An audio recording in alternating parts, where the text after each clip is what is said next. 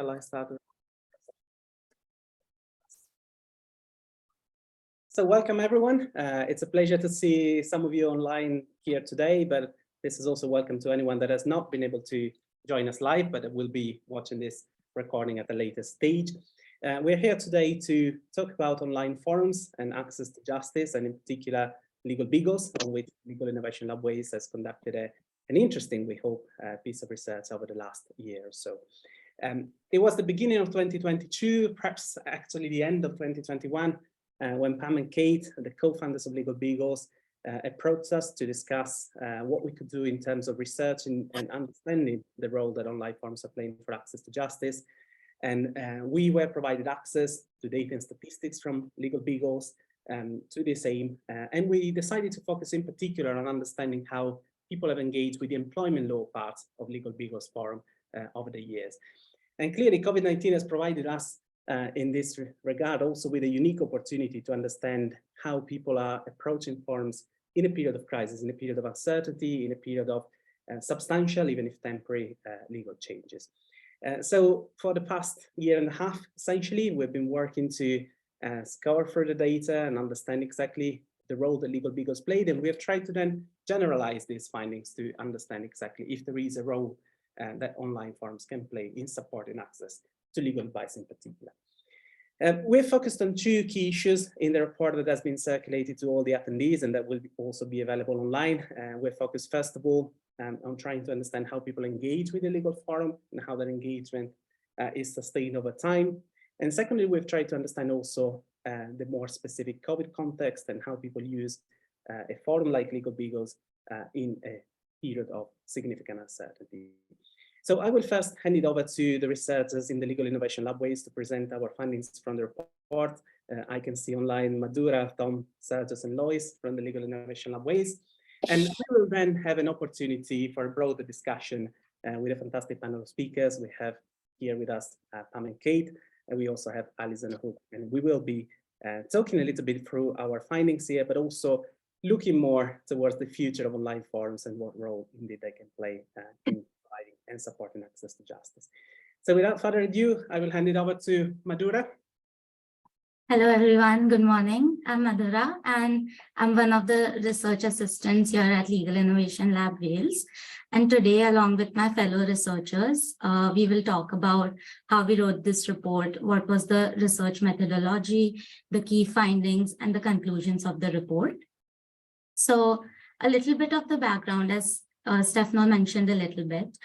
In this report, we have analyzed how COVID-19 impacted the way in which people use the online advice website LegalBeagles, and particularly their employment law forum.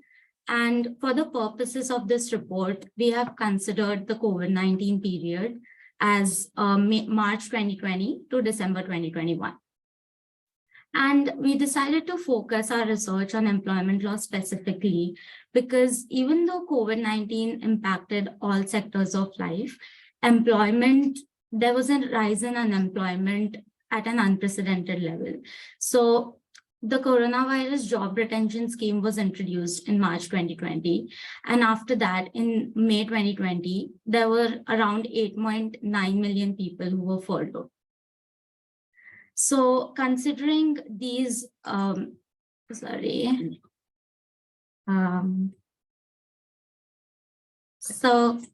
I think, yeah.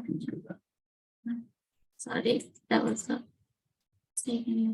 yeah.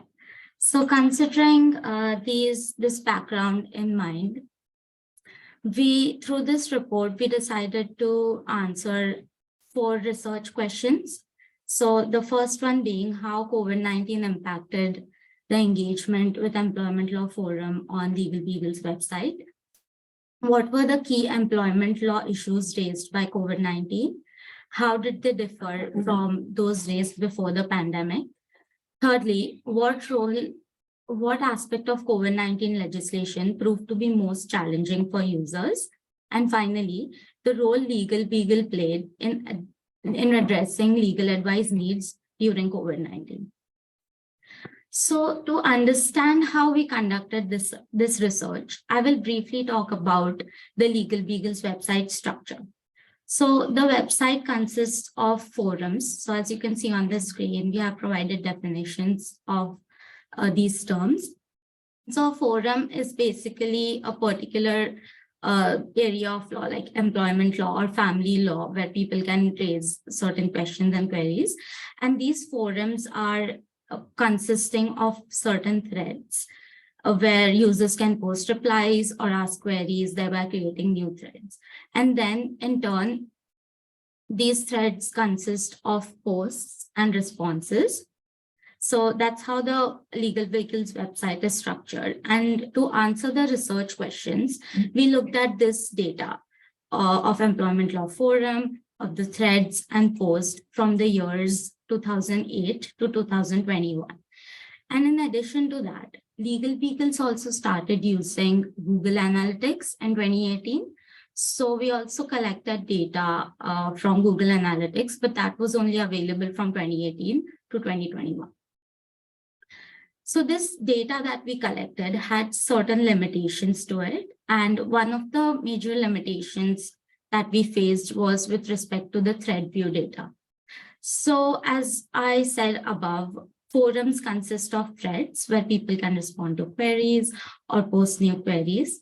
So the number of views that a particular thread receives was a category of data that we observed, but it was only available as an aggregate thread view data. So as you can see in the diagram, we were only able to see what the total number of thread views were as an aggregate. So we couldn't determine what the thread view was for a single period. So suppose from 2020 to 2021. So this posed as a limitation and challenge because we could not analyze the popularity of a particular post for a short period of time. So considering these limitations and keeping it in mind, we conducted our research, and now I will hand over to my colleague Lois, who will talk about how the data was analyzed and some of the other key findings of the research. So I'm going to run us through our first research question, and that was, how did COVID-19 impact engagement within LegalBeagles Employment Law Forum? And our goal here was firstly to assess the scope and the scale of the available data, and secondly, to identify any usage patterns or any trends in the employment forum during the COVID-19 period.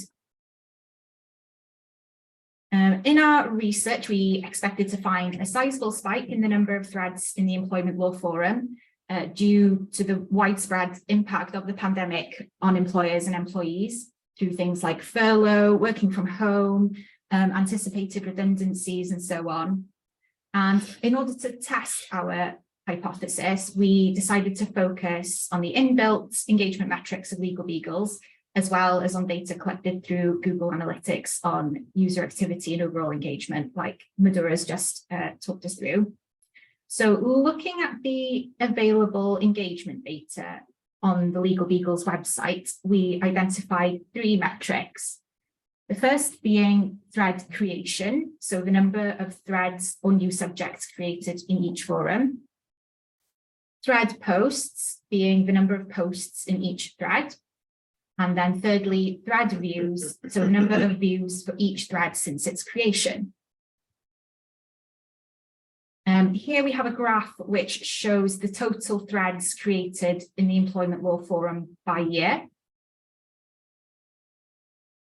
And here we have, this graph shows us the total number of posts in the threads in the employment law forum by year of thread publication.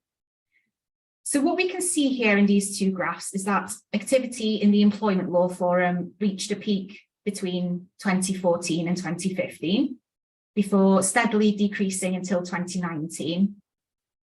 This is then followed by an increase in engagement that results in a local maximum in 2020, before decreasing again in 2021.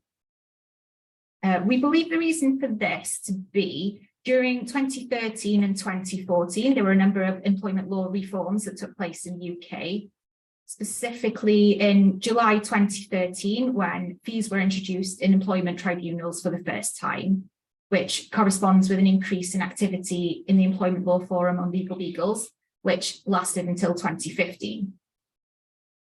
Both graphs show a notable increase in thread creation and thread posts in the 2019 to 2020 period, followed then by a moderate decrease in 2021. Here we have the thread views data from Google Analytics, which confirms what we suspected. Views peak in early 2020, and this peak coincides with the outbreak of COVID-19 in March 2020 and the introduction of the furlough scheme. This supports our hypothesis that the pandemic generated an immediate need for legal advice on employment law matters, or at least in the early days. Moving on to how the employment forum compared to other subject forums on LegalBeagles. Here we have a graph showing threads created in each forum by year, and employment is shown there in a sort of a light pink, peachy colour. And we can see that motoring and parking there in orange has consistently been the most popular subject. And then further down, we can see other subjects there, such as housing and property in green, and wills and probate there in sort of a light purple, just in comparison.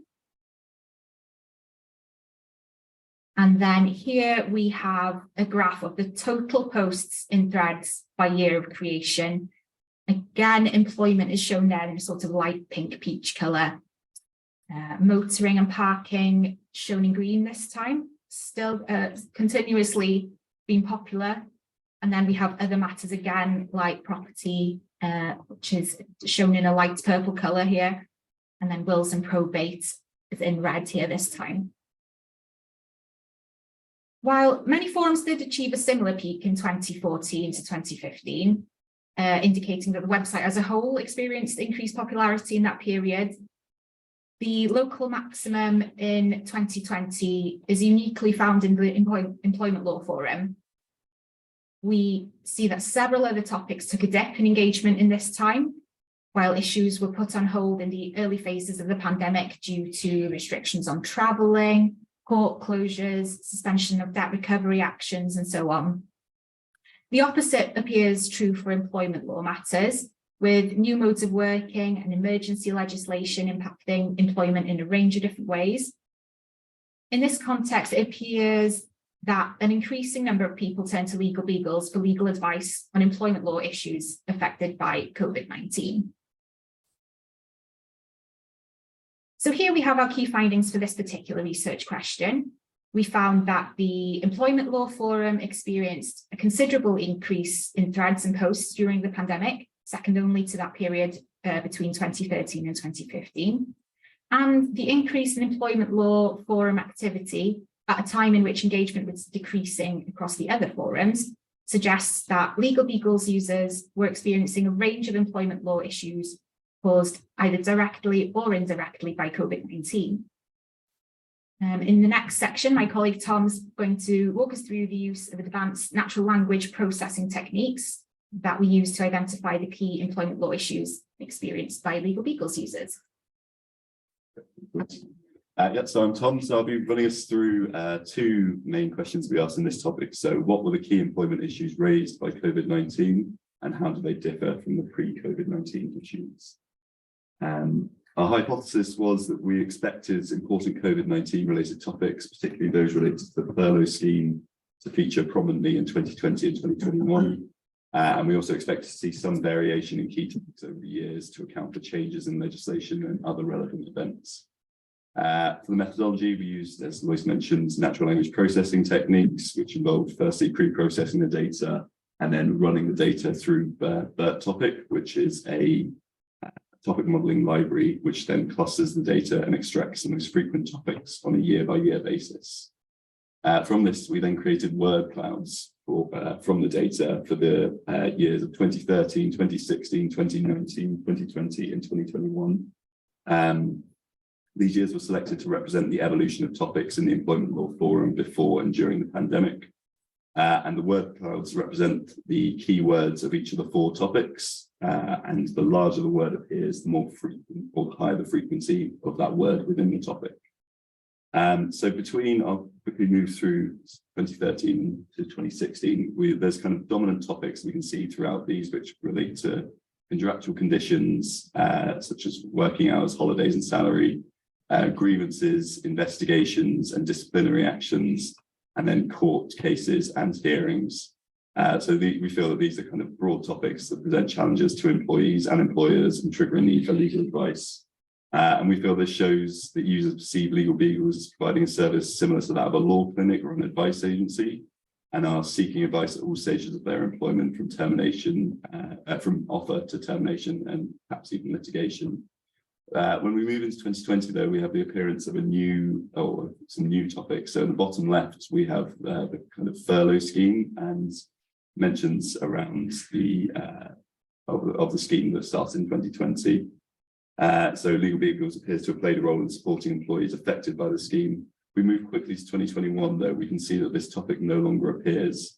So we feel that LegalBeagles advice was particularly valuable at a time when official guidance was limited and people were not yet familiar with the scheme. Moving back to 2020 quickly, there's also another new topic in the top right, which focuses on health, sickness, and a return to work, shown by the back keywords. We feel this is reasonable to assume that this also predominantly refers to COVID-19, partly due to its dominant position as the second topic in this year, and also in its absence in previous years. Moving on to 2021, we can see the lasting impact of COVID could be evidenced by the emergence of redundancy again as a key topic, and also keywords such as home and office in the same context in topic number 1 in the top left, perhaps indicating the COVID-19 leftover effects such as working from home policies. So moving on to our key findings from this area. We feel that the topic modelling highlighted that some important employment law matters, contractual conditions and disputes, etc., kind of remain consistently dominant in all the years we examined. In 2020, we saw the emergence of new topics closely related to the COVID-19, in particular those concerning furlough, health and sickness. 2021 saw a return to more typical topics and kind of some remnants of COVID-19. We feel that LegalBeagles, especially in the early stages of the pandemic, played an important role in supporting users encountering employment issues caused or impacted by COVID-19. I'll now hand over to Sergio to run us through the next topic. Thank you. Hello, everyone. I'm Sergio, and I'm going to talk to you about the COVID-specific trends that we were able to identify during our manual threat categorizations or categorization of the years 2020 and 2021. Although some important findings were discovered through our NLP topic modeling analysis, NLP basically has its capabilities can be limited when it comes to discerning between closely related themes and dividing them into categories, such as the employment law form, for example. So we decided to go manually through the years 2020 and 2021 and categorize all threads in terms of their correlation to COVID. So the categories that we decided on were 3. The first one are the queries and the threads that are completely unrelated to COVID-19.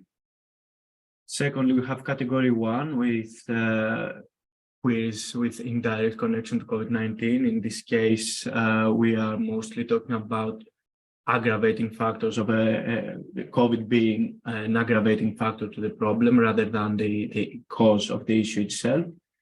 And last but not least, we have category number 2, where we have the problem is it has a direct connection to COVID-19. So basically, if COVID did not exist, the problem would not exist either.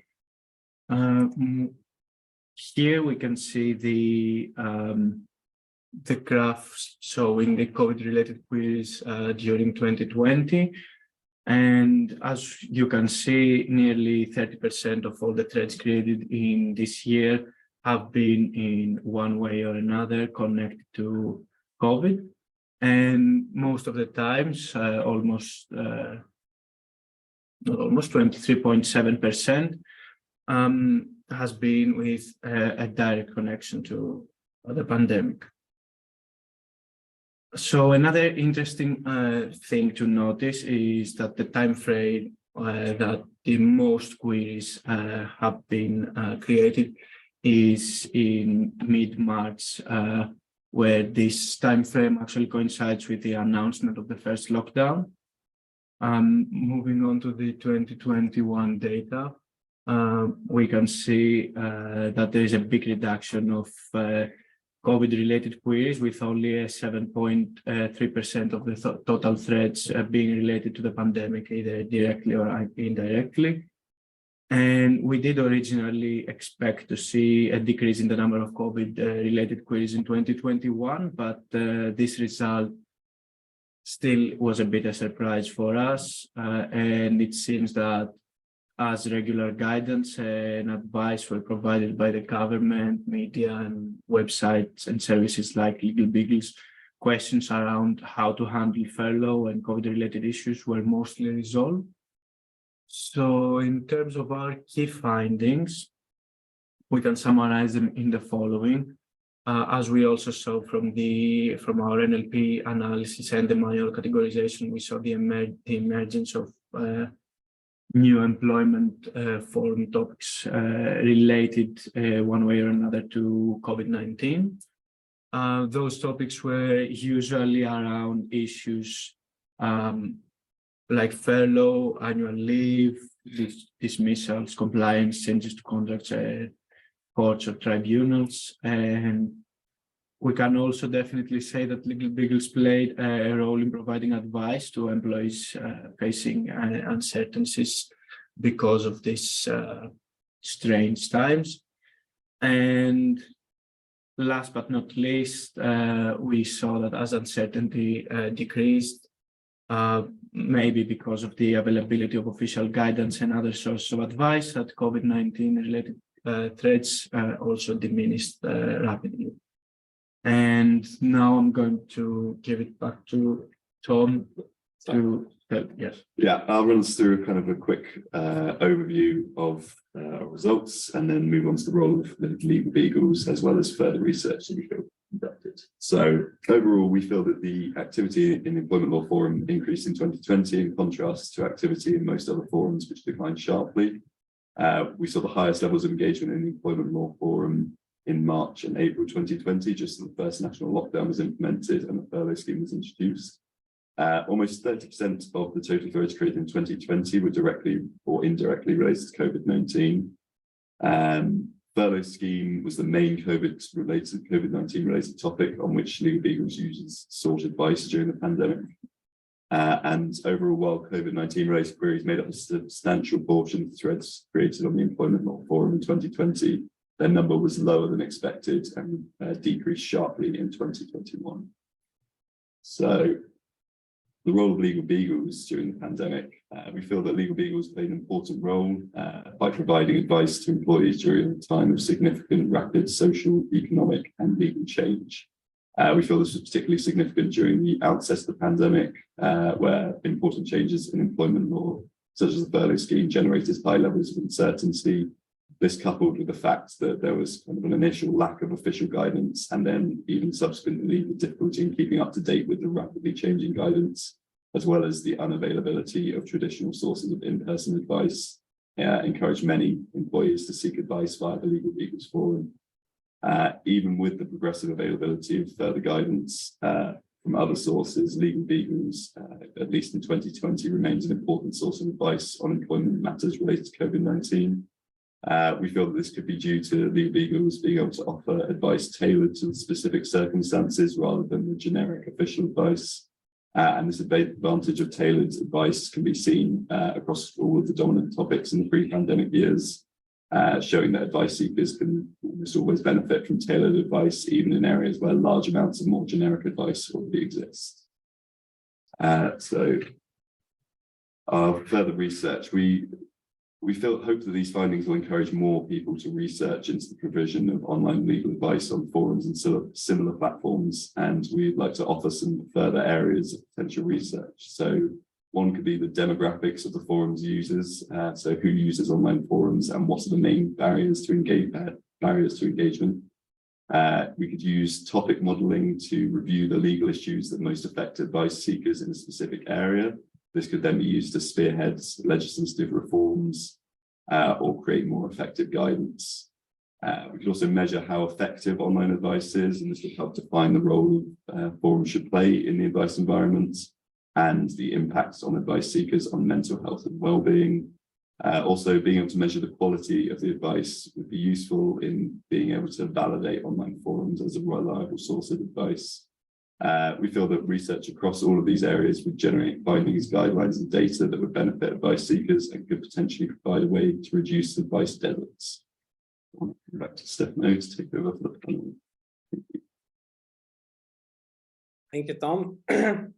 Thank you to all of you researchers, Madhura, Tom, Sergis, and Lois. I also want to thank on this occasion Ray Sherhardwick and Annie Benzik, who were among the research team that first started working with the data, and they've done quite a lot of the heavy lifting in sort of analyzing the data at first. So our findings essentially suggest that online forums do have a role to play in access to justice, that they do so particularly when other sources of advice may be unavailable to users, as was the case, for example, in March and April 2020. And I think what we would like to do now with our fantastic panel today is to go a little bit more in depth into these findings and try to really understand what makes online forums a unique source of legal advice and what role they can play overall, also in comparison with other forms of advice in addressing the gaps in access to justice, which we are all very much aware of. So first of all, before we start with the panel, let me introduce our speakers. Of course, we have Kate Briscoe and Pam Austin, who are co-founders of LegalBeagles. Kate is the CEO of LegalBeagles. Pam is the Chief Operating Officer of LegalBeagles. We also have to congratulate Kate. Sorry if I say this online, on being now a new board member of the Legal Services Board. So that's news of the last 24 hours. So that's great. And we have a third fantastic member of our panel, which is Alison Hook from Hook Tangaza. Alison sort of works on the sort of technical assistance, trade and regulatory area within Hook Tangaza, and she also comes from background as Director of International at the Law Society of England and Wales, as well as a background in the European Commission and the UK government as well. So it's fantastic to have you, all three of you on this panel. And I think I will start actually from the beginning, from Pam and Kate, sort of if you would like to tell us a little bit more about how the idea for LegalBeagles actually came about, what made you start this exciting project, and what were your aims, and how are things now, more than a decade after it started? Thank you, Stefano, for that introduction, and thank you for the congratulations. I'm very much looking forward to my new role. But yes, LegalBeagles is the sort of centre of our lives and has been for me for 16 years. Pam actually joined me about 10 years ago. It's been a long journey for both of us, but essentially I started LegalBeagles in May 2007 when I was a law student struggling to find a training contract or any type of work experience, the familiar problem that everyone has. I chose to solve that problem in an unusual way by founding LegalBeagles. I wasn't quite thinking of it turning into what it has done, but these things happen. We timed it with the credit crisis, and we were there at a time when people needed a lot of help with financial matters in particular, which accelerated my training to become a consumer credit litigator, which is where I met Pam at our former law firm. Pam is a very experienced legal practice manager. Before she joined LegalBeagles as Chief Operating Officer, so she brings a really useful element to the running of the forum in terms of a very professional approach. And again, with my determination to have a career in law, I did not start LegalBeagles for, sort of a frolic. I took it very seriously pretty much from the beginning. And especially about 4 years in, once we'd cemented the community, once we'd proved that the model worked, I actually made some changes, which meant that LegalBeagles became much more about just questions and answers. We didn't allow a lot of other off-topic stuff to come in and confuse or cloud the forum. And overall, that has worked really well. It's based on altruism, and it's based on the concept that people need to ask questions at all times of day or night. We're open 365 days a year, and bizarrely, people love answering questions if they know the answer. There's so many of these types of phenomena around the world, from Reddit to Quora to all these sort of different spaces. And it's something that people do. We all like quizzes. It's a different form of that. And being a committed law geek, there's a lot of people like me out there. And that's what makes forums run. And yeah, so that's kind of the background. That's going back to May 2007. So we have a lot of data, 16 years worth of data. The forum, as you said in the research, is split into all the different legal category areas. The only area we don't touch is criminal, for very obvious reasons. And legal problems can be crowd solved in a forum space. I wouldn't have carried on doing it this long if it didn't work. And again, having worked as a legal professional, I can really see the efficacy of the quality of the advice. And it's very satisfying sometimes jumping onto a thread and seeing 2 or 3 of my more experienced VIPs, as they're known. These are the people who are hand selected to become advisors, debating the finer points of a legal question that someone, so you don't just get one person necessarily when you ask a question on LegalBeagles. You could have 3 or 4 or even more people experienced. Our VIPs are a variety of backgrounds. Some of them are lawyers, some of them are accountants, some of them are retired, some of them are judges and magistrates. It's an extraordinary mix of people. But interestingly, the thing that makes LegalBeagles work is the anonymity. Everyone participates anonymously, including the VIPs. There's no liability, there's no insurance. We make that really clear at the beginning. This is just advice given that you need to go and check against other sources if need be. But there's no denying over the years that people are relying on us, because it is a very quick peer reviewing system. And in terms of, you know, why our combination, why our community works best, I think it is the fact that we take the legal matters very seriously, and it's not gimmicky. We've been going a long time, we have a lot of data, and it's kind of like acquired momentum over the years. Pam will be able to fill in a little bit more, because Pam is our employment law specialist, and she led this side from the LegalBeagles side on the employment law forum. I think she's still a little bit scarred, because for the first 6-8 weeks of COVID, when we were all coping with life anyway, children at home and stuff, Pam, on top of coping with that, was having to do the amazing work she did in that forum. So I'll hand over to Pam now. Thank you, Kate. So yes, as Kate said, I've had a ongoing love of employment law, partly because of my background. It's impinged on every aspect of the roles that I've had over the years.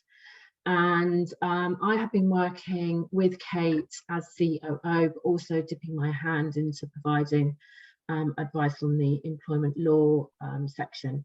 And yes, certainly I would say that the first few weeks of COVID, when everybody was struggling with home life, all of that type of thing, obviously the biggest impact as well on people was their jobs, businesses, what was happening, and obviously the government response to that scenario.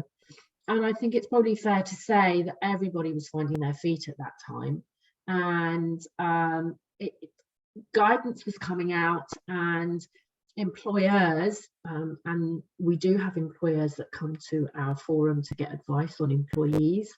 That is probably about, certainly in the employment area, maybe about 10% of our traffic is those small organisations who don't necessarily have an HR function. So they were trying to find out what the new regulations meant in terms of how they treated their employees, what they were doing. And then obviously on the flip side of that, there were a lot of employees saying, well, this is happening. My employer's saying this, the government's saying that, where does it all lie for me? And I think going back to the research that Swansea came out with, it really was about people saying to us, this is my situation. You know, I've looked at something on a static government website about the new furlough scheme, and quite frankly, I can't work out how it fits with my particular scenario. So back to that output from the report, it's definitely was very visible to see that people were saying, this is my situation. How does this affect me personally? Where's it going for me? And that was the one of the big things over that period of time. and also just trying to keep on top of all the changes that were going on. I mean, you know, at the end of the day, I don't think the government quite knew how it was going to be coping with things. And that was almost on a daily basis impacting decisions by employers on how they were dealing with their employees. So yeah, it was quite a busy time.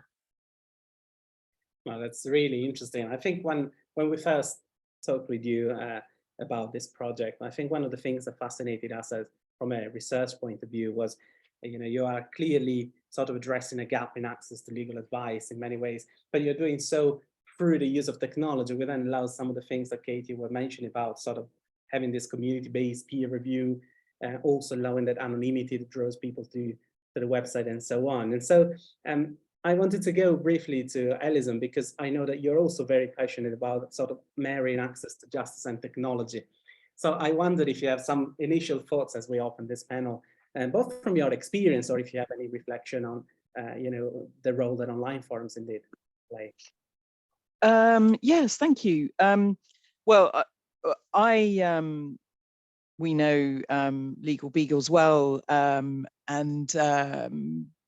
I think that particularly at the beginning of the pandemic, there was, you know, it was exactly the kind of resource that was really important in terms of filling that kind of gap, because so many other things just shut up shop, including, you know, law firms, legal advice centers, you know, that it was a good example of how actually access to justice needs to have, or people, in order to have access to justice, need to have a variety of different sources, because they're not always going to be available.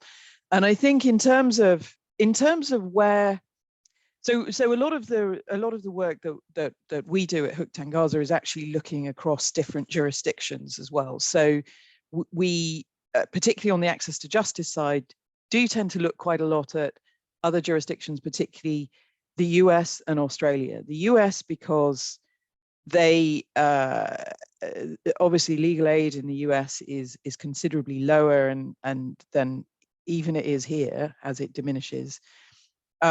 And Australia because there are particular issues around you know, a very disparate, dispersed population. And one of the interesting things about the research that comes out of the States on online forums in particular is that they provide a very different role to perhaps where other sources on the internet might offer solutions. So there is a different kind of engagement with online forums compared to, say, even social media, where there is some kind of interaction. And there is interesting research out there that the role that online forums play for people participating in them chimes exactly with the experience of LegalBeagles, in that there's a kind of social capital that's involved. There's more validation for the people involved in it. There's a desire to give back. So it's you know, there is a very specific role for online forums. I think in terms of access to justice, whilst online forums and other sources of information online are incredibly important, I think they always have to be part of the solution. They can't be everything, because one of the kind of big concerns is about the digitally disadvantaged, and how you are able to use tools that are online in order then to source advice that you might be then handing to other people. So the role that a source like LegalBeagles can perform to help others then provide the advice that maybe people who are digitally disadvantaged could get hold of would be, you know, is a further example of how it could be really useful. So I think in summary, I think I would say that, you know, the online forums are really playing quite a unique role that has to be differentiated from these other online sources that Kate was talking about, and that secondly, they can really only realistically be part of the solution, because quite often the people, there's a wide variety of access to justice issues and a variety of access to justice problems, and there is not one solution that fits all. And there are people who would struggle even with accessing an online forum. So they are a really helpful source, I think, particularly for the kind of people who often get left out of access to justice solutions because they may just not quite fit that profile of people who might qualify for legal aid, but they are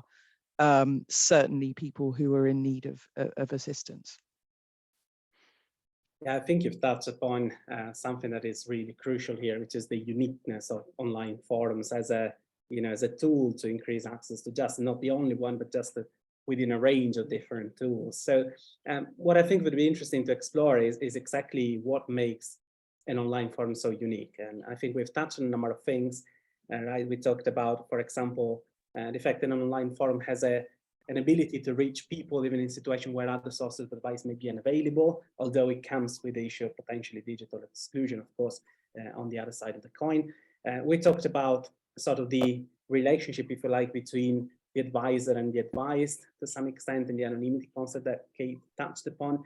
But are there other things that in your view make forums unique? And I'm thinking in particular about the needs that they address from the point of view of users.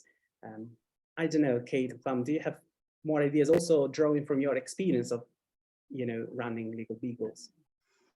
I think forums are a really useful tool to, as you say, we talk about the toolbox of services that you would need to access in the event of a crisis. And that's where I think, forums have always been an outlier and need to be talked about more as part of that toolbox, because Pam achieved what she achieved during employment law by being a voracious reader of every government update that was coming out. She is, constantly keeping up to date with changes in the tribunal system and so on. So, and then on top of that, you mix that with a very, very important degree of common sense and knowledge. And you look at how this might be. So in a situation where you're trying to guesstimate how, that was very unusual, because literally almost legislation was changing under our feet, and we don't normally operate. Normally we have a set of legislation, we have the case law, and so forums are important because if the right people are behind them running them, and I will stress that, because in the early days of LegalBeagles with the credit crisis, it was actually 10 or 15 forums popped up around that time. And it was quite competitive and got a bit silly at times. But, we survived out of all of that and sort of still standing. And I would look back and say, gosh, people can end up in the wrong places. There are dubious quality forums out there. And so I do think, again, this is another reason why mapping needs to happen. Mumsnet is a brilliant forum for divorce law, for example. Martin Lewis does a fantastic job on consumer matters. Then you've got Peppy Poo, bizarrely named, which deals with parking and motoring issues. You've got Student Room for, so there's a lot of really good quality forums out there, and they need mapping because there are, and wonderfully actually Google takes people to the right forum normally, and I think that's becoming even better. But in terms of sort of uniqueness, and as you say, talking about it in a toolbox, for me, forums are really important for a few reasons. There's been a lot of research into the fact that when people participate anonymously, they do so far more honestly. So unlike social media, I think Alison pulled from this, that there is a very differentiated set of behaviour, because if you're on social media, you're popping up as yourself. And if you're like, my wife's just left me and how much, you're not going to put that on your Facebook or your Instagram. You're going to want to be anonymous to go and ask about that. We do a lot of work on debt. That's another area where there's an awful lot of shame and secrecy. So forums address that for a start. They remove that barrier of being embarrassed. Secondly, it's a community. There has been research, Money Mental Health Policy Institute actually did do some, but Demos before then did some research on this about the benefits of mental health and wellness when you're participating in an online forum. This has been quite well researched in terms of mental health forums, and there were recordable and noticeable improvements in language, choice of words used as the person participated longer period in a forum. Also, the other area we're really specialised in is court claims, which nowadays are taking 52 weeks to get to final hearing. Only got worse during COVID. So these are long journeys for people. And that's another nice feature about forums. You can stay with your thread for the whole of the year. Your thread starts on, say, you know, today, May 31st. And if your court claim isn't for another year, your thread will go in date order, like a diary. And when I used to represent occasionally clients who came over from the forums and needed some help with something, it was a really useful resource for me as a lawyer to go and actually look at that thread. And it's like it's captured everything. So when someone comes to need to do something like a witness statement, they have actually already got a pretty good sequential sequence of events. So I think those are some of the things that I think bring extra value on top of just my own base assumption that the actual legal advice being delivered is good. I'm able to say that confidently because obviously, you know, I'm the chief executive of LegalBeagles and I founded it. So I've been able to kind of see it throughout. I couldn't make that judgment about a forum I'm not familiar with or in an area of law I'm not familiar with. So, and I'm afraid to say my word isn't good enough. It's not strong enough to go out there and say, hey, use a forum for X, Y, Z problem. But it does support the need for more research, definitely. I would just add into that, picking up on Kate's point, that one of the things that I end up finding, particularly with employment, you're dealing potentially about employment tribunal and the whole process, is that not only are you having to help that person through their actual legal issue, but you're actually helping them navigate the court process or the tribunal process, whether you're in court claims or in a tribunal claim. And for a lot of people out there who have never dealt with a legal issue, just navigating the court or tribunal process can trip them up without them knowing. And I think that's part of the added process that we provide in terms of our knowledge and experience on, and again talking about LegalBeagles, is that we can demystify some of that court process in terms of, do I really need to have this in by this date? What is the particular form that I need to be completing? The other side are asking me about this. Is this right, or are they, you know, trying to trip me up or something? So I think that as well, certainly from my experience with LegalBeagles, is that we provide that additional support as well. And I think that is a really important point. And I don't think, as part of access to justice, that can actually be underestimated, the significance of that. Because, you know, understanding processes, despite that, you know, with the best will in the world, you know, whatever is, you know, the court process remains something that is reserved for lawyers and for those who are experts in those systems. It's not accessible to, you know, justice is not really very accessible to the lay person. Yeah, it is in many ways. Many of these comments echo things that we have discovered in our research as well. Not all of them have made the cut for the final report because we would have needed more data. But for example, we have seen some interesting statistics around the life of a thread, for example, over time. What you were saying, Kate, about sort of having almost a history of things. And we've seen some threads really sort of spanning a period of years, for example. Others being resolved quickly, but others kind of following the evolution of the case, basically as it would happen through the court system. And we've also seen some other, I think, very interesting aspects where the advice, as I say, is multifaceted to some extent. It's not just focused on a specific area of law, but it also guides the user through, you know, navigating the process essentially. And I think to some extent we came to a consideration in the report around the fact that forums provide a level of tailored advice in a way that is different, for example, from documentation that may be available on other forms of online sources or official guidance. So the picture that emerges, I think, of forums is that really they can play a role in access to justice that's pretty unique and very much tailored to the individual in many ways. Of course, we've already kind of touched upon this as a potential risk, which is the reliability of the advice that is provided, what the Legal Services Board tends to call poor advice, the risk of poor advice. I think it would be interesting to hear, in particular from Kate, from LegalBeagles' experience, and from Alison from a broader perspective, if you like, what safeguards exist that forums can adopt essentially to guard against this. And you've already kind of touched upon this. You were saying, you know, a forum that is run like LegalBeagles will minimize these risks. But what does LegalBeagles does in particular? And then Alison, if you have any thought from a broader perspective on, you know, how online forums can reduce the risk of poor advice. Yeah, it's probably the most common question we've ever been asked, Pam, isn't it? You know, we've been on a long journey, we've raised investment and so on, and you know, there's always, every meeting I've ever been in, there's always you know, a certain age male senior lawyer who wants to say, how does this work? How is it, you know? And I've got very used to answering the question. So number one, the most important quality of a forum is, as the word it suggests, it's in the open. So every piece of advice. So we get a lot of requests to do advice via private message. We don't do that. The only time we do allow some degree of privacy is we have a VIP area where we have cases which are sensitive, or perhaps, you know, the public nature of it, you know, but that's pretty rarely used, to be honest. We only use that in the most, you know, sort of, and the VIP team in there can see, but the public can't. So yes, the public nature, the anonymous and the anonymous nature of the participants. But it's the fact that it is, you know, peer reviewed in real time. That's very important. So we do have we don't have upvoting, but we do have liking of posts. So you can like a post response, and sometimes, you know, if I'm scrolling around the forum and I see a good post by one of my views, I'll like it to kind of go, yeah, good answer.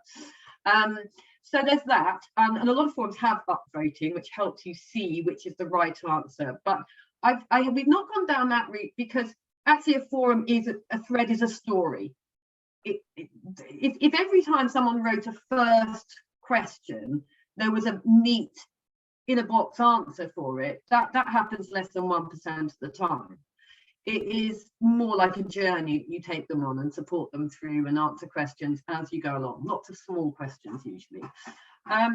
So the quality, I mean, we have a report post function. We have a very aggressive spam filter, swear filter. We don't allow anything, you know, sort of unpleasant to be said. We warn people not to give specific information about their cases, and especially in family court matters, of course. And in debt and financial claims, we don't encourage them to say the amounts or whatever. So we have all of these sort of safeguards in terms of the acceptable user terms of the forum. And we don't allow advertising or, you know, like people coming in and sort of pitching the external legal services or accountancy or financial services. We have those sort of protections.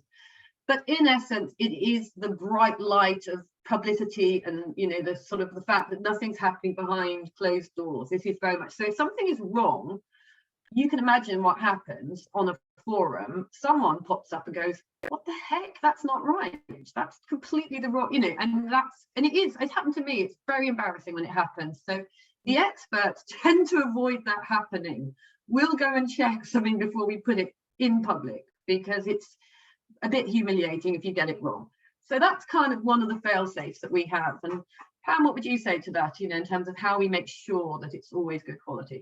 Oh, absolutely. I mean, I remember when Kate first started to encourage me to go onto the forum many years ago and provide some advice on employment stuff, I was absolutely petrified of giving the wrong advice and being jumped on by other members of the community. And I think that's, if you get the right forum, if you get the tone right in the forum, I think over the years, LegalBeagles has certainly developed some real credibility about the advice that it provides.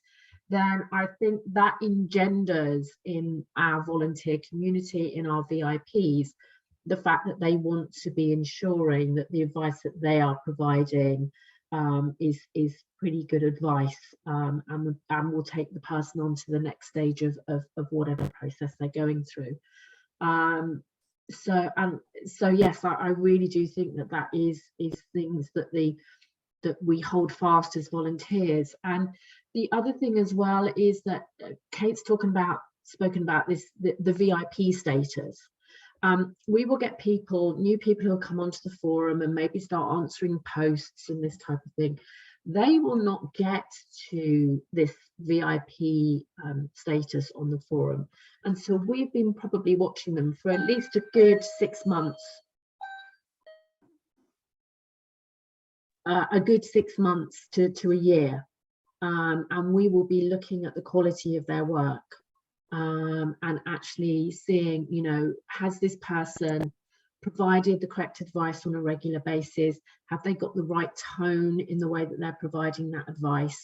And on that basis, then we will approach them about becoming a VIP. So we do kind of have a kind of an informal recruitment process for bringing our experts on board.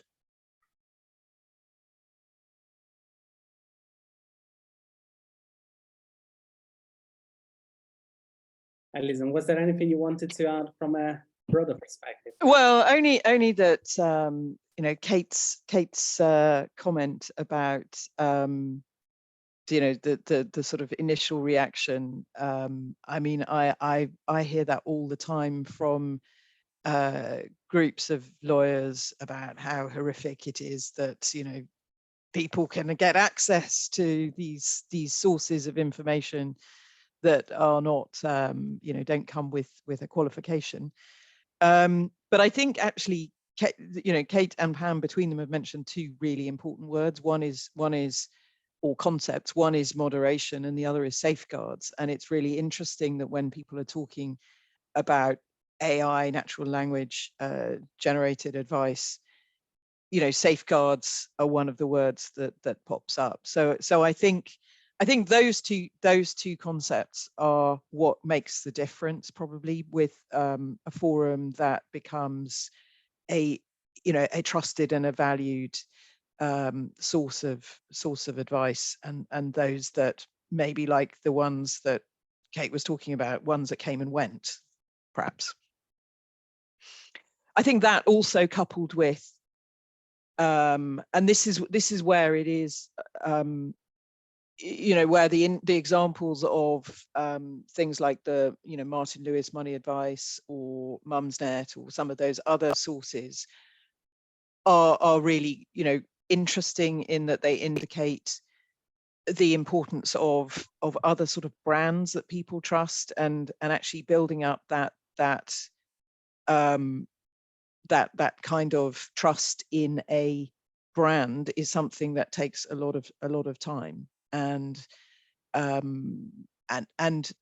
people are looking, I think, also for people who've, even if they're, you know, everybody's problem is unique, they're looking for other people who've been through similar sort of experience to them, and that is as interesting to them as some, you know, abstract lawyer somewhere who's going to open a book and tell them what it says in the book about the law. Very true, Alison. That is such a valuable point, and I just wanted to come in there, and I used to give this example we talk about legal education, and LegalBeagles is about legal education, because people, when, you know, they can't come and call one of us to do their case for them. They have to essentially take on board what we're telling them, and then go in. I mean, we'll check a witness statement if they want to share it with us anonymously. We'll check, you know, their defense or whatever they need, you know, but we can't change it particularly. We can say it's dreadful, but we can't, you know, do it for them on the forum. So they have to do an enormous amount of, you know, self-research and work. And I find that incredibly empowering to watch. And then the other thing that's really fascinating is a very small minority of those people stick around and then start helping other people.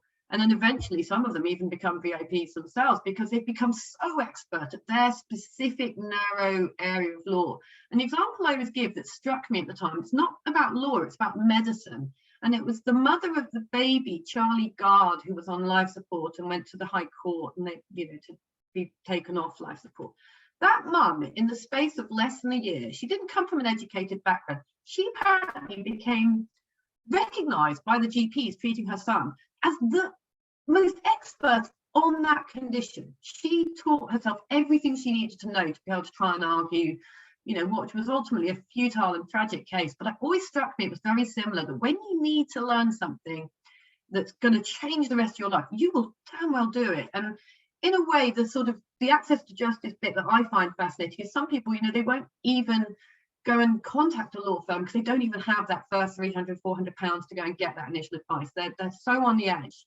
And that's where, again, when we talk about a toolbox, this can become very useful. But the power of individuals to self-educate at a time of stress never fails to amaze me. Yeah, no, I think that's incredibly interesting, right? I see almost two things at play here at the same time. So one is the community and the way in which the community can kind of self-sustains itself, as you say, with some really kind of behaviors that are really interesting, I think, and really positive. And then there is one element that perhaps we sort of underestimate, which is, in my view, the governance, the way that you've thought about this LegalBeagles community and the way that you manage that community, right? Because to some extent, I think that the role that you play, for example, in identifying the people that will then qualify for VIP status and the kind of moderation work and so on, that's also extremely important. It sets the tone for the forum, as Pam was saying, but the two things kind of need to coexist. Or do you think that the community could one day develop a completely kind of self-sufficient way of managing itself? Wow, that's a really, really fascinating point, actually, Stefano, because actually over the years, as the forum has become more embedded and the VIPs have become more trusted and the community has grown, I mean, we've got about 45 to 50 volunteers helping across the board over a period of time. And that actually does manage. We've got about 2 million people using us a year. Not all of them ask questions necessarily, but those are the ones. And we've got sort of 140,000 registered members. So we're a very big community. We're shifting a lot of weight here in terms of the A to J scenario in the UK. I mean, I like to think about the fact that, there's about 2 million court claims through the Money Claim Online portal each year. That goes up and down a bit, the civil justice statistics. We're handling around 400,000 to 500,000 of those visitors. So about a quarter of people in that process are either coming to us or using us in some way, shape, or form. Again, that's big, big numbers to be in terms of the whole level. And again, these are numbers that I think government and so on are unaware of, just where we fit. So again, it comes back to this sort of researching this, better. But yes, I mean, the whole way we run the forum actually has become more efficient over the years. We don't have a big team behind the scenes. Pam and I are essentially the main people who run it. We have several others who also assist, but we keep it quite light touch. If you get the DNA and structure right, yes, we've got more VIPs than ever. They do keep an eye on each other, and the report post function brings things to our attention as well as us just, but yes, it is actually remarkably self-sustaining, which then feeds into the next questions about affordability and what this, all of that. Oh yes, this is a super efficient way of reaching millions of people. And there's no reason, I think, why if it was scaled up, and what would you say, Pam? I mean, obviously we would have some hiccups, I'm sure, but I think they're manageable with the right people bringing in. I mean, I've said before, if someone gave me sort of 3 full-time lawyers to sit on the forum, it would be extraordinary what could happen because, the supervision system. I think the other thing that's really interesting as our VIPs get embedded into the process is that they recognize, or they might be looking at threads that are not necessarily ones that they can assist on, but they know which of the other VIPs will be able to assist on, and will tag them. So if they haven't seen them come to a thread and think, Seaside could help us out on this one, they will tag them, and that gives an automatic notification to Seaside that they've been mentioned in a post for them to go and have a look at it. So actually we have our own system of filtering who is the best one of the members of the team to go and actually help that particular user out on their post. So yes, I mean, I think our view is that we are very good at providing advice. There are very few, and I think the researchers at Swansea found this out, there are very few posts that remain unanswered because we haven't got to them or whatever. So if we can help somebody, the percentage of those posts being actually looked at and being provided an answer is really, really high. Obviously, where we struggle and where some users can get a bit frustrated is if it's something very obscure or something that we just don't have a lot of users around who can provide support, and maybe they're just not logged into the system, because obviously, again, we're a volunteer community. We don't have, you know, contracts with these people that says they've got to be on the forum between 9 and 5 or between 6 in the evening and 12 o'clock at 12 midnight. They come on when they can, they volunteer their time when they can. And sometimes it may take a while for somebody to get answered, more than we would like. But I think generally our statistics on answering something are very good. Yeah, I think we can confirm that from a research perspective. There was, I think, a short period during which the Welcome Forum was hosting first posts, which created, I think, probably some difficulties in answering them quickly. But in all the other situations, what we've seen in Employment Law Forum was, as you say, Pam, a very high percentage of answers, and answers that seem to resolve people's issues. I think it would be fascinating in the future to introduce on LegalBeagles some way to measure the outcomes, if you like, of that advice from a research perspective. That would be a really interesting step forward. But I think from what we are seeing, all indications are very positive from that point of view as well. I wanted to touch upon briefly, I mean, we've talked about the risk of poor advice and the way this is managed and safeguarded against, but I was wondering what other challenges an online forum also encounters.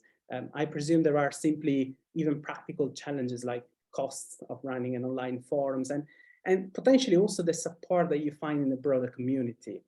And so I was wondering if you can give us some insight into this as well. What are the challenges of running an online forum, and what kind of support you receive from the broader community, or where there are gaps in this areas? Yeah, I mean, we've been, sort of the first of our kind, essentially. And I remember, like early days, kind of almost regretting calling it LegalBeagles, because we were going to like regulators meetings and things, and people, things like that, because it was a sort of humour. But actually, no, I'm really glad we did, because it sticks in people's minds, and actually it's got nice connotations around it. It's a friendly name that people do recall. But yeah, lots and lots and lots of hassles and problems. I mean, early days we had issues with trolls, and like we were getting I got harassed very badly at one point because we removed people who were giving silly advice. For example, I remember bailiff law was hugely debated, and I was being accused of siding with the bailiff industry because I wasn't prepared to have nonsense advice, putting a sign on your gate saying I don't give you permission to come in. It's never stopped a bailiff in its life. So we've had a lot of dealing with the sort of crazies out there, and in fact by being very keeping to ourselves, if you like, we've known what we were doing, we've stuck with it, and so on. But yes, in terms of getting into the wider legal industry and getting accepted, that's been incredibly hard. I've worked really hard with regard to networking, policy, promotion. We really have, I mean, I've worked with the SRA panel for the last 2.5 years, obviously now joining the LSB. So I'm much more optimistic now that people are listening and realizing we have a lot to offer and contribute. And even if the forum side of things is still a little bit, unusual a way to solve some of these problems, my goodness, the data alone that we are generating, this research project alone, Stefano, is really important to us. I think I'm so excited to be doing this. I've been, loving every moment when I first saw the report. And, again, that leads us into, yes, okay, I think the problem with us is nobody knew where to put us. We're not a charity. We are a business. We're trying to actually build a ethical business around LegalBeagles. We're beginning to succeed. We had a bit of a false start back in 2017. We built a comparison site, Just Beagle alongside, to try and get people to their solicitors when they needed it. That wasn't a commercial success. So yeah, Pamela, I've had a lot of legal and financial worries over the last few years with Beagles, but again, the running costs of the forum, etc., are pretty low for the technology and the hosting and so on. But we can always do with more support. And And then, you know, we've obviously got future projects lining up and have already completed projects, you know, such as, you know, the AI project with Lexi, which I'll let Pam tell you about. But yes, we are a little bit, you know, square peg round hole. And I don't want us to kind of whittle off our edges. I want the whole to change sides. You know, I want the industry to start to understand, you know, after 16 years of data, 16 years of community, 16 years without a single written complaint ever about the quality of advice given. We've never had anyone come back and say, you know, we did have someone moan on our review page once saying, oh, you know, if I just paid the parking ticket, it would have cost me less. Well, you know, that's not legal advice, that's common sense. Things like that. So yeah, we've weathered a lot of storms, and I'm really, you know, beyond, somewhere between amazed and proud that we've grown to become what we are. But no, it's not without difficulties, because we are very unique in the environment. Would you not agree, Pam? Yes, I mean, to answer the two parts of that question, Stefano, in terms of, you know, my COO hat and the owner of the purse strings, if you consider how many people in a year we support, either directly because they are posting or because they come and they look and they find their answers through looking at other posts, and our running costs, I mean, it is a fraction of a penny per person per year in terms of the forum costs, you know, in terms of the advice that people get. And I think that's the, you know, that is almost like if that could be some government or some other organization could look at that support and actually look at how little it costs to be able to provide some of this practical quality advice and deal with that A to J desert, I think that would absolutely blow their minds in terms of how of where we are.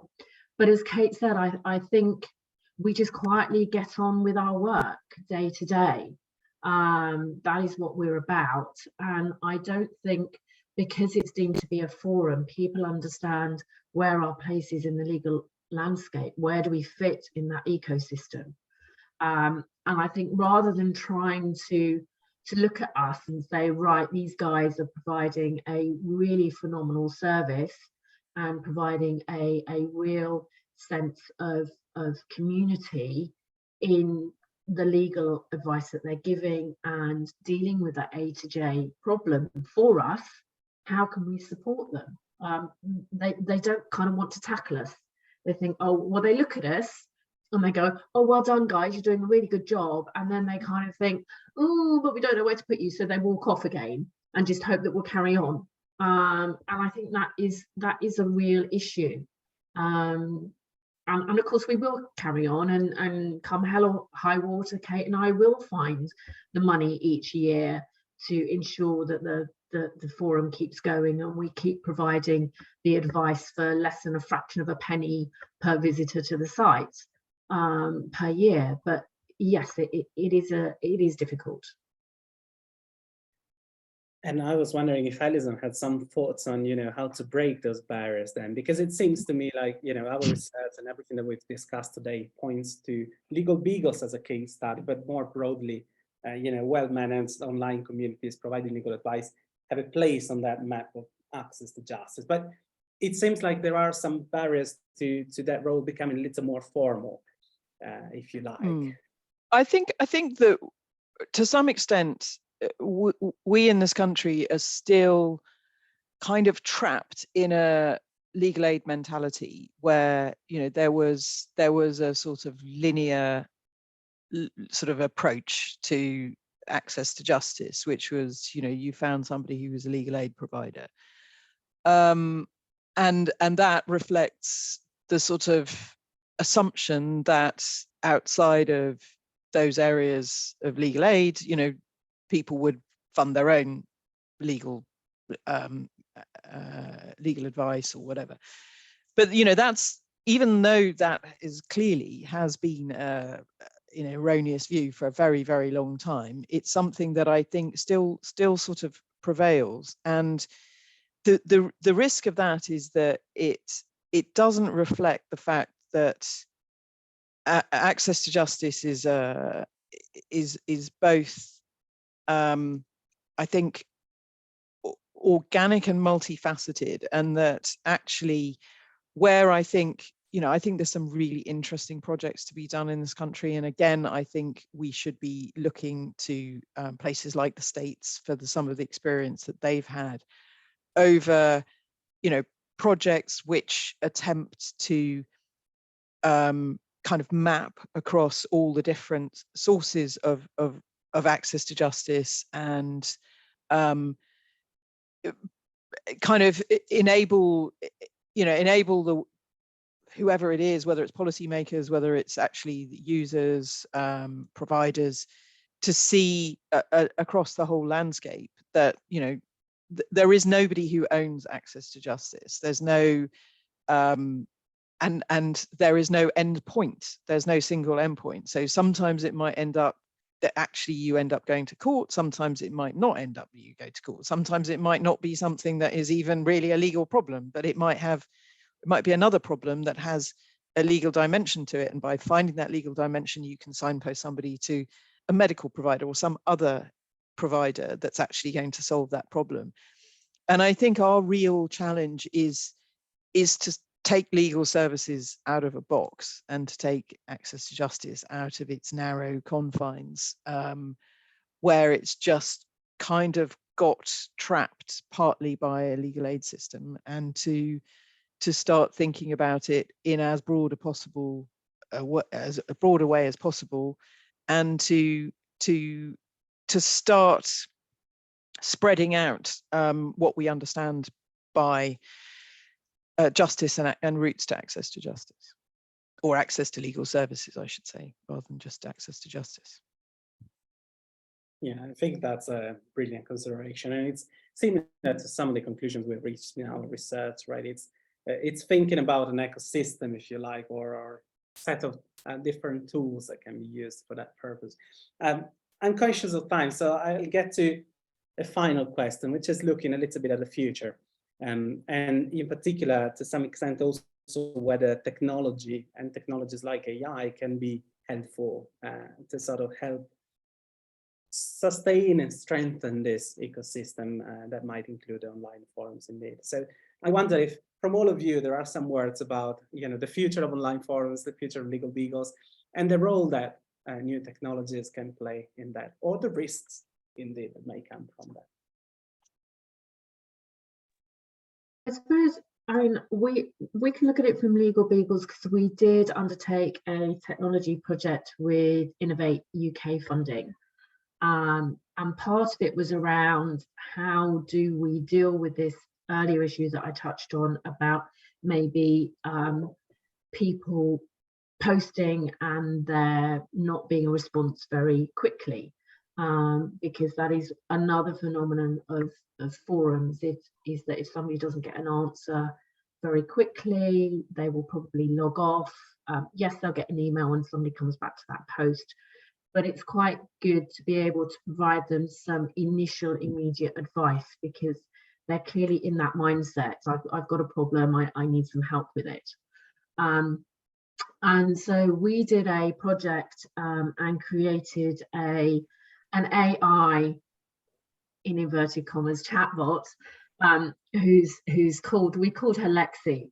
And yes, she was in the employment area, and effectively what she was able to do was go through a series of common questions that we get on the forum in the employment area, and actually triage and go through a series of questions with a poster. She would pop up as soon as they'd completed their first post, and could go through a series of questions, and potentially at the end of those series of questions, depending on the nature of the employment issue, either pop out an answer, which the individual could then have the option to have verified by an expert. So, this whole thing about, do we trust what a chatbot or whatever is throwing out at us? We kind of put a safeguard measure in there that The whole transcript could be sent to one of the experts in the background, and then they would come back to the post and comment on whether that was the correct outcome for them. In some more complex employment law situations, we actually trained Lexi to be able to get a load of information. So effectively, what our experience is that quite often you won't get all the information you need from the original post. So there can be quite a few posts going backwards and forwards, actually finding out more detail than the poster about their specific circumstances. So what we trained Lexi to do was to tease out that information while they've still got the poster on the forum. They've got a dialogue going with them.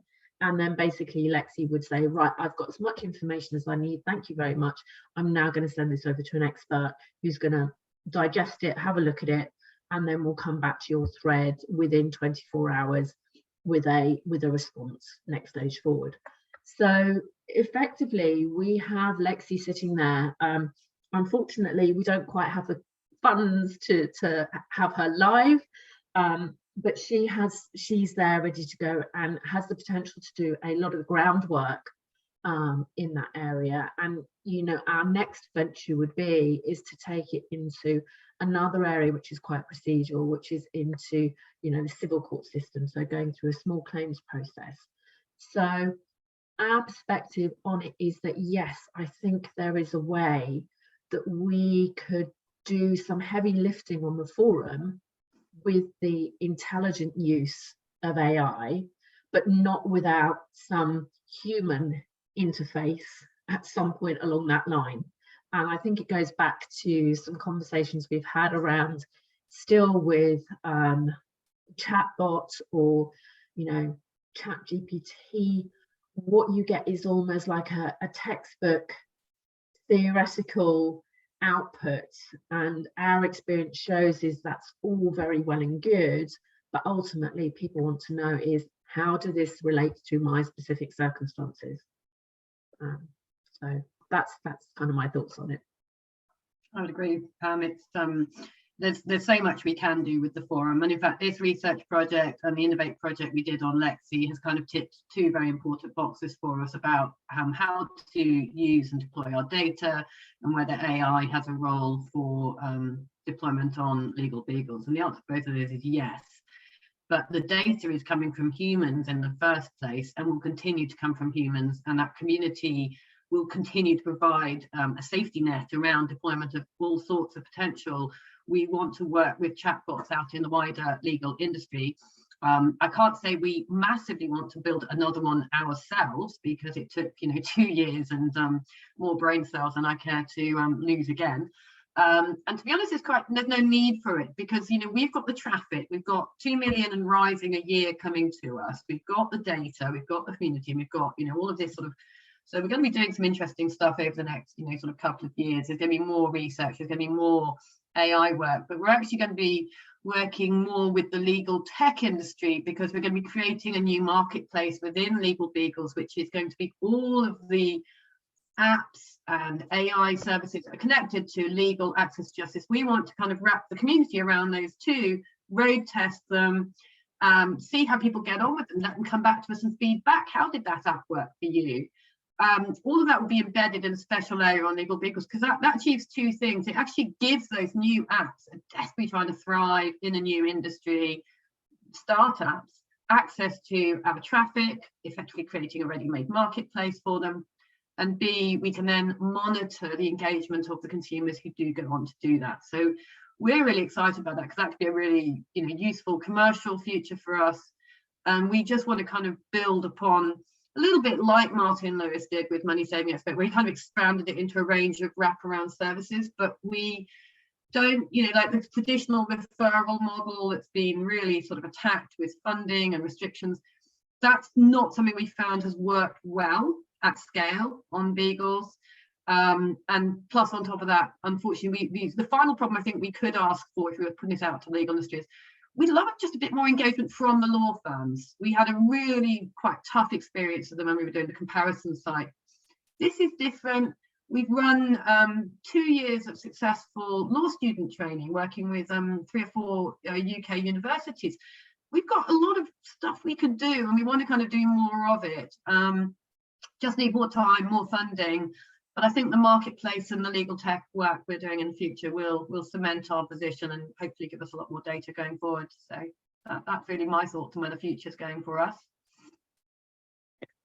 I think that sort of, you know, Kate basically said most of what I would have said on the sort of chat GPT side, because I think everything she said applies to that, you know, the experiments done so far, you know, do suggest that although it learns quickly, it's backward looking, and so you're always going to need the human element. But I think that interaction would be really interesting to have, sort of chat GPT type thing embedded.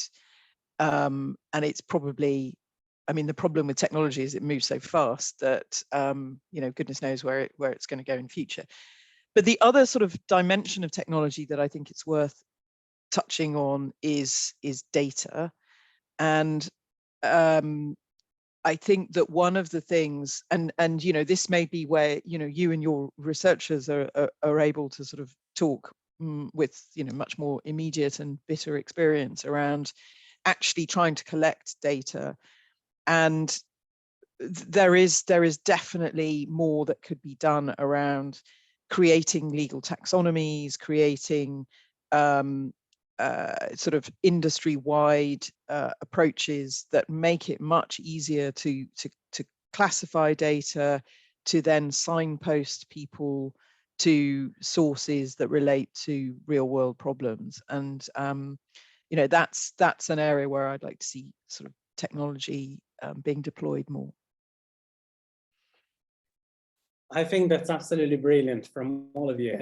You know, an insight into the present, but also into the future. And I agree completely in terms of data. I think, you know, of course, we've been dealing with data for this project, and Tom and Kate have given us access to all the data. And I think it was fascinating to extract as much information as we could from the data. But a side reflection for us was also, you know, the more can always be done to some extent if there is possibly like a data plan, if you like, behind an enterprise or a project like LegalBeagles. So one of the challenges for the future, I think, in legal tech more generally, is from the start adopting a data-driven vision, if you like, because then that allows you to build, you know, products, research, etc., and that really maximizes the use of the data. And indeed, I think that's the future, whether that's powered by AI, whether it's explainable AI, and whether it's just logic. But yes, the power of data certainly is going to change a lot of things in the future. I think we have exhausted a long list of questions, but I wonder if there's anything else that anyone wants to add before I ask the floor if there is any question for you.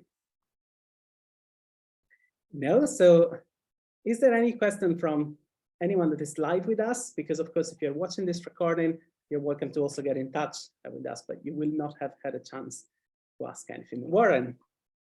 Yeah, it's been fascinating. So just thank you for inviting me, because actually I really enjoyed it. I was just going to ask Kate and Pam, just on the matter of with the forums, if a case clearly needs advice, so they need a more formal interaction, how do you handle that actually? Because obviously you had comparison tables and stuff, but how do you hand off basically people who need more specific? Yeah.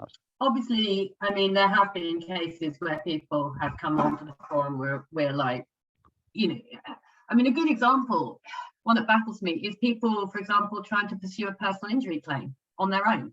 Why would you do that? There's plenty of firms out there, and if the claim's got merits, use a regulated firm. They will know how to use the portal, and you know, you almost can't do it on your own, you know, and there's very little point. But we have seen that quite a few times. Hang on, there is help for you on this one. Why aren't you using it? Sometimes they're not aware. So yes, no, we do very much. There have been a number of occasions where we've said, no, absolutely not suitable for a forum. You need to go and get. But we do try to not do the whole dismissive thing that I think sometimes comes across. And you know, as a litigator, I've seen this quite a lot, where the opponent solicitor, shall we say, or legal in-house, whatever, says to the unrepresented consumer defendant, go and seek legal advice if you're unsure about this. That's sometimes just not possible for consumers. There are very few lawyers out there doing, for example, what I used to do, consumer credit litigation. I mean, thankfully, mainly because the need has fallen. But, you know, there are very limited. I mean, again, you know, you'll get letters from parking ticket companies saying, if in doubt, seek legal advice. You can't go to a law firm for advice about a parking ticket. They'll laugh you out the door.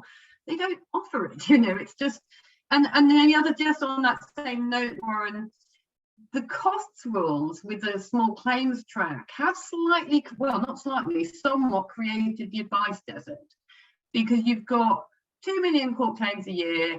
We reckon from LegalBeagles data, about 1.3 million of those a year are in-house law firm with a parking ticket or a debt company. So they're communicating with unrepresented consumers in the main, because it's small claims track. They're adding on modest cost, a couple of £100. But the other person, the defendant can't go and seek legal advice, and if they win, regain those costs. So, you know, if you're talking about a £4,000 claim, there's no way you can get the help. So the advice desert is kind of there to protect people from adverse costs, but at the same time, it also prevents you from going and getting help if you need it from a regulated firm. So we've got, and I've raised these issues many times on you know, panels and things, that there is, the system creates, it's not just law firms not being helpful. I try and defend the law firms and say, you know, some of these access to justice systems, we're coming out of the culture now of expecting them to solve it, because you know, they don't have the capacity. And when we've seen a reduction in the corporate consumer split of law firms in the last 15 years, it used to be 50-50, it's now 80-20, 20 being the consumer, obviously. So there's a diminishing number of high street firms able to help, and those that remain need all the help they can get and support. And so I do feel that, you know, we are going to have to be very lateral in how we do help people when there is that obvious need for them to be referred to a lawyer, but actually such legal advice doesn't necessarily exist. So we try not to leave them in limbo. You're muted, Warren. Sorry. The follow-up question, really, which is of interest, is about the future and your discussion about kind of being almost a laboratory for law tech, actually, that which sounds interesting. And is that with the purpose of trying both to test in this kind of incubator type way of seeing which tech could work and maybe could fill that gap? Is that sort of the intention? Yeah. Exactly. Mm. Pam will have this one. I think it's probably, you know, fair to say that we have got users using us, you know, on a daily basis. If we can provide them alternative ways of getting to support for dealing with their legal issue outside of just what we're providing on LegalBeagles, and they are happy to be trialing an app or some other kind of service, then we kind of want to be that conduit, because also, you know, in our discussions with sort of some legal tech organizations, is we have they don't have consumers necessarily. They don't have a name out there for their particular product, so then to actually road test a product can be quite difficult. So they can't necessarily iron out all the, you know, the teething problems, that type of thing. And we're sitting with, you know, a couple of million consumers coming to our site on an annual basis and increasing. So let's try and help both communities, you know, the legal tech and consumers, in terms of trying to get a better access to justice landscape out there for them. And as a trusted forum, which I believe we are, then hopefully we can drive traffic both ways. We're also hoping to be helpful to the regulators here, Warren, because at the moment, part of the problem is mapping where they are. And because we can do this in a very friction-free process of basically just throwing open a free invitation initially to these tech firms to come and join us. And then this also hoovers up the issue of some of these apps cross lines between legal and financial. So we want to put everything in one place, and then it allows the regulators to see who's in the market, whether there's any harm being caused, because I think we're on a sort of, we're looking for harm before we intervene in unregulated entities. So this is going to really help us bring all the unregulated legal tech apps and providers into one place, give them what they need, which is access to the market, give us what we need, which is data, and all of us can learn a lot, hopefully, from this process. And that's something we're hoping to kick off later this year. That's great. It's definitely worth a further conversation as well. That's great. Thanks both. There you go. Brilliant. Thank you, Warren. Any more questions? Aislinn. Perfect. Thank you. And thank you for the discussion. It was really, really interesting. Lots of, I think, really important kind of points, and certainly a lot that aligns with work that we do at the Legal Services Board, and certainly lots of stuff kind of that aligns with our work on tech and innovation and our work on the reshaping legal services strategy.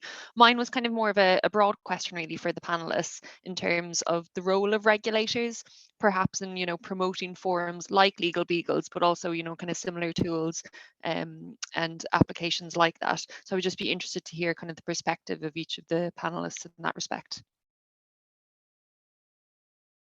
More than happy to start on this one. Yeah, we've very consciously over the last several years engaged with regulators, contributed as much information as we can to help solve the access to justice issues that are very pressing for the regulators, there's no doubt. And I've said this many, many times, I've been really impressed with the SRA, because they, with what their purpose in the legal industry with the regulated entities, they've done remarkable work on innovation and access to justice. And there's been times when I thought, wow, they're really taking some risks here in terms of pushing forward for this. So there's a sincerity there in the mission. And that's been really reassuring to us, because we share that same attitude. And we think, obviously things are changing, and there was a lot of sort of hand wringing about loss of legal aid and so on in the early days, but that boat is now sailed. It's not coming back, so we have to deal with what we have left. And I think, yes, so with regulators, we, as we said on the panel discussion earlier, we present a tricky problem for regulators because we don't fit into a neat box of being a charity or something that can be regulated. It works because it's not regulated, but it doesn't mean it has to be unsupervised.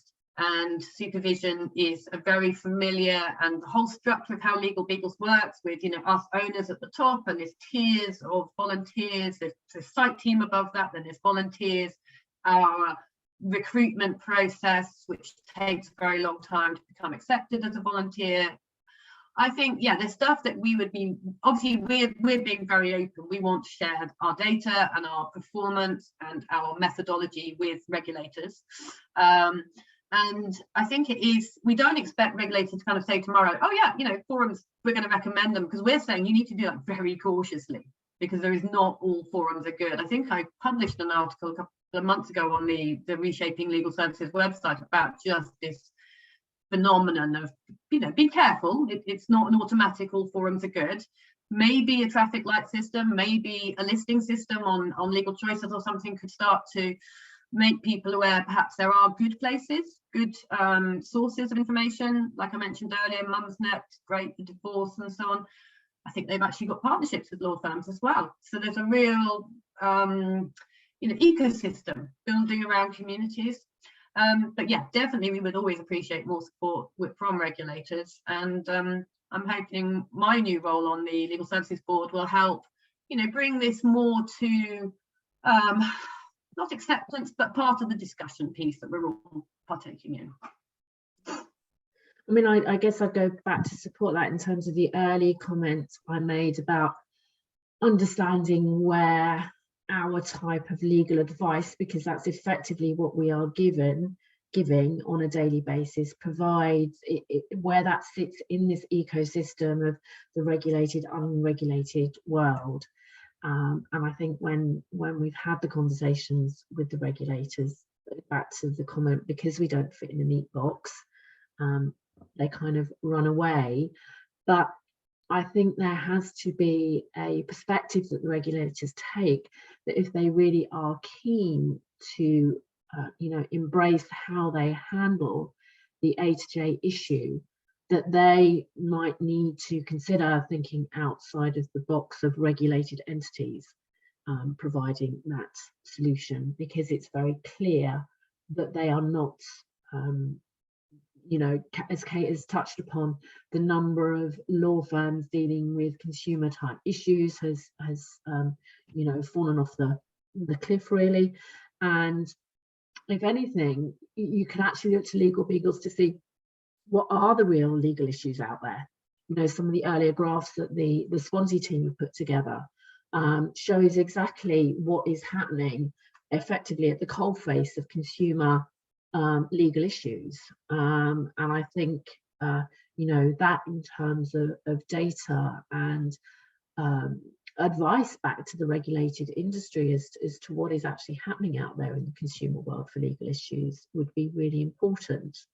And I think there needs to be a way of embracing the kind of work that we're doing and allowing that to filter into any policy and strategy decisions that they're making going forward.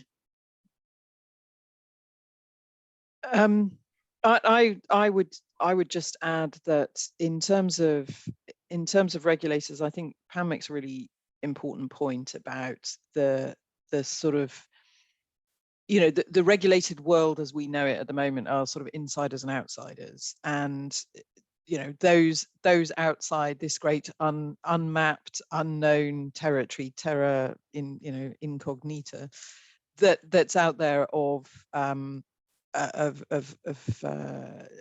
you know, legal advice, of various legal services being provided in different ways.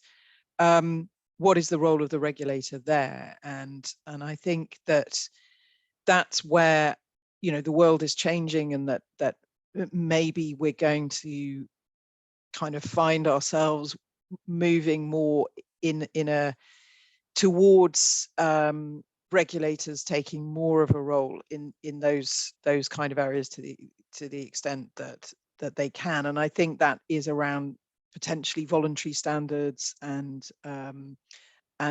sort of you know, sort of not certification, what's the word, you know, where you're almost giving a kind of kite marky type thing to types of organization that are applying best practice in these kind of areas. Because the thing that we need to remember, and I think the Legal Services Board has done research in this area and knows it very well, is that whilst those of us who are deeply embedded in regulation of the sector know what's regulated and what's not, you know, I don't know how many people who go to the LegalBeagles website who would probably think, you know, what I'm doing, what I'm asking for is covered in some way by something. This is advice I'm getting, it's legal advice. Therefore, unless it's, you know, it's obviously random stuff delivered by, you know, Joe Blogs, it's something that's going to come with some sort of patina of assurance around it. Maybe there's someone I can complain to if it doesn't go right. People think that a lot of the stuff that they're getting is regulated, and it's not. So I think that, you know, the future is making that kind of thing much clearer to people, offering those that are doing, you know, applying good practice, the kind of things we talked about at the beginning or earlier on in the session around safeguards and moderation, you know, giving that kind of kite mark to those kind of organizations, if it's possible, I think would be helpful. I will add That's really this point, if you like, from a research perspective, Leslie, if I can.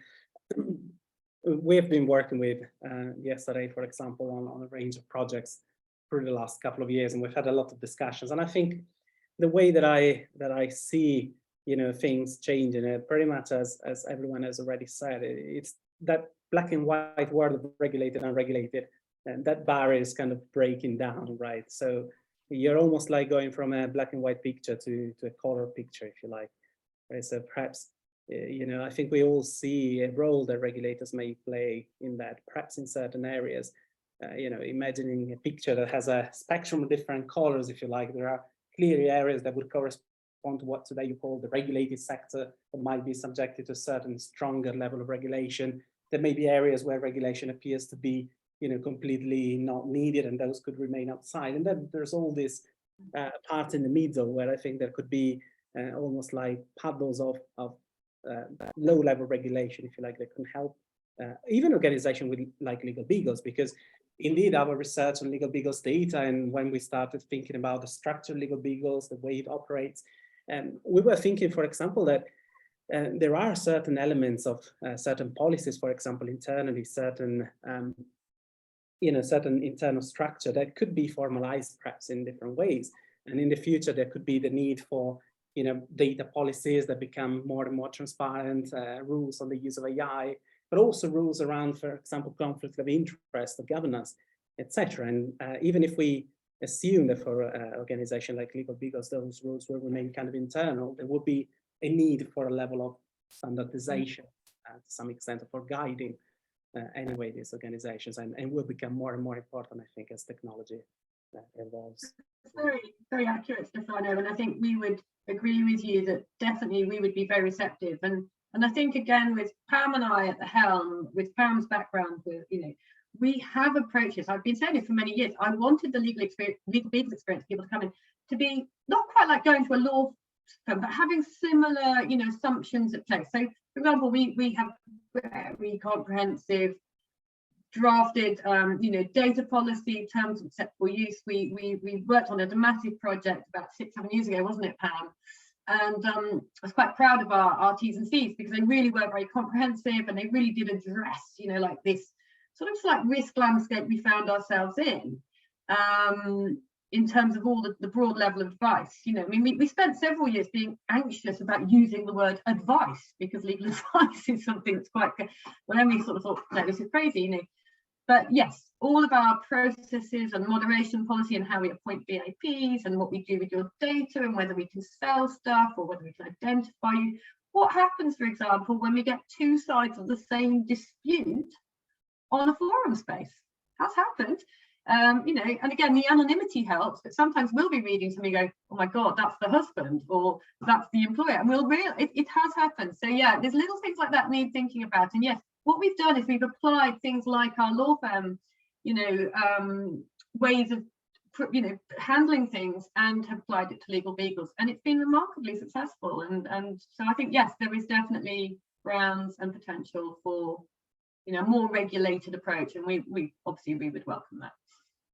And I guess just adding to that and tying it together, it's not the first time Kate and I have spoken about forums like ours, the good and the bad, and having things like kite mark or equality mark, which is what Alison's alluded to as well. And I think those of us that are operating in that way already would actually probably welcome anything like that, in terms of how we, it provides us the recognition that actually we're doing a good job in providing the advice that we're giving, and it is recognised that this isn't, part of the Wild West out there, that this particular forum is considered by the legal regulators to be a good source of advice in if you can't get to a solicitor or whatever.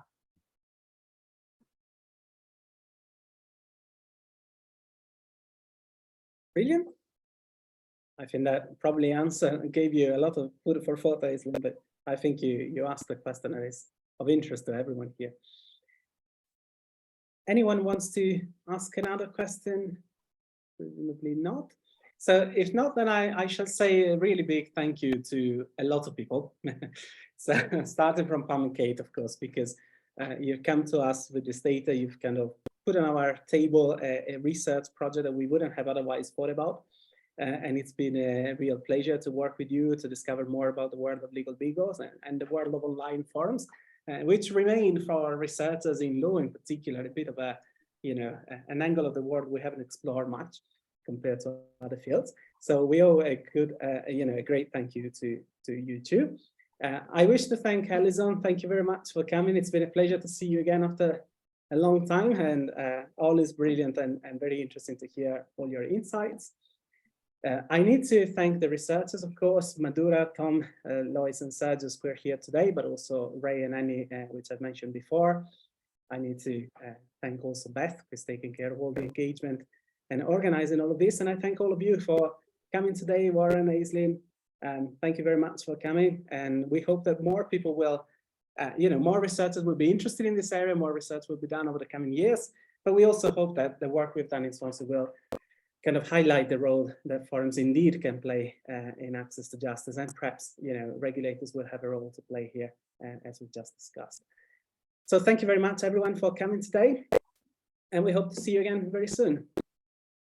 Thank you, Stefano, and to all the team. Thank you, Stefano, and to the research team for all of their efforts in producing the report for us. Thank you. And thank you, Alison, for joining us on the panel today, and everyone who came along. Thank you. Take care, everyone. Thank you, Thank everyone. you. Thanks. Bye.